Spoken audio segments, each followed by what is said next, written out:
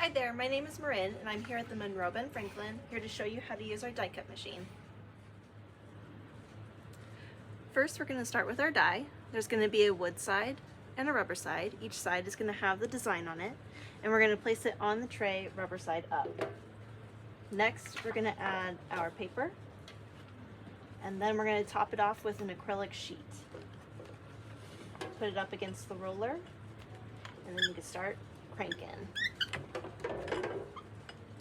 And it comes out on the other side, and you can just pop it out. Some of our dies may have two designs on them. If you only want one, all you have to do is just trim down your paper to the size that you want and place the acrylic sheet over that design, and then crank it through. This will also be a good way to save up on paper if you don't want to use a full sheet.